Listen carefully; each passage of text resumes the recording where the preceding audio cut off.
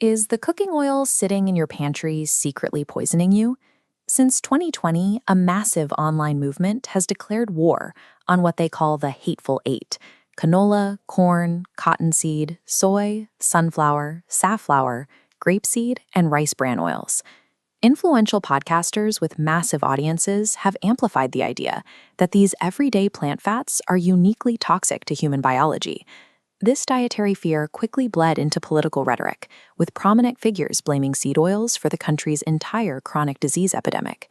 Through this combined cultural megaphone, a mundane ingredient found in nearly every kitchen was successfully rebranded as public health enemy number one.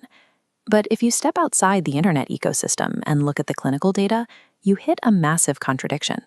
The American Heart Association maintains an explicit stance that consuming these oils will actually reduce your cardiovascular risk.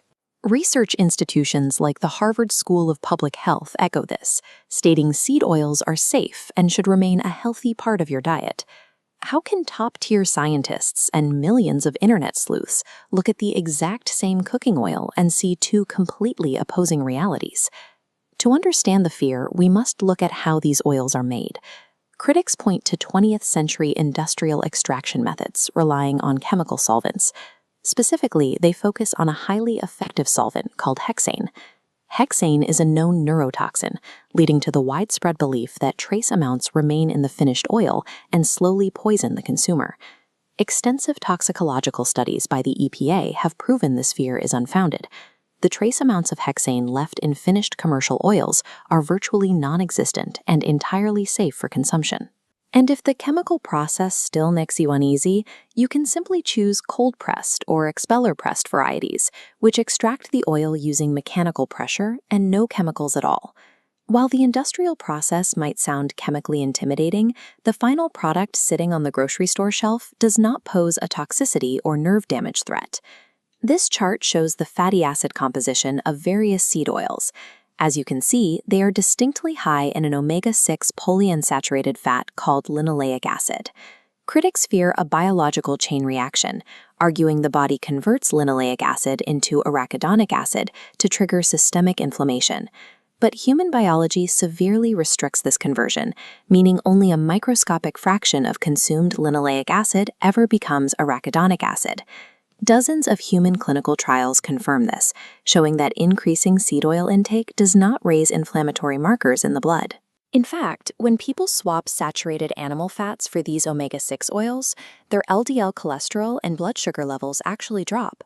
Because of this, health authorities like the European Food Safety Authority and the American Heart Association recommend that between 4 and 10% of your daily calories come from omega-6 fats to protect heart health. At a biochemical level, seed oils act as a shield for the cardiovascular system, not a weapon against it. If the clinical data is overwhelmingly positive, we still have to answer a lingering question.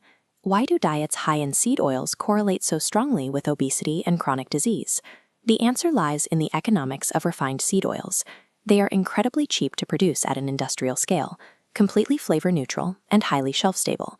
These exact economic traits are what make them the mandatory foundational ingredient for the fast food and ultra-processed junk food industries. The health crisis is being driven by calorie-dense, hyper-palatable, nutrient-poor foods. The trace amounts of oil those foods happen to be fried or preserved in are simply guilty by association. Seed oils are the ultimate dietary scapegoat. We have falsely convicted the messenger for the crimes of a highly processed diet. So the cooking oil sitting in your pantry is not killing you. Unrefined, cold-pressed seed oils used in your own home cooking are a demonstrably healthy, cardioprotective choice. And while the hysteria over extraction methods and inflammation missed the mark, the internet's deeper anxiety about the modern, industrialized food system is completely justified. The public was right to be angry at ultra-processed food. They simply painted the target on the wrong ingredient.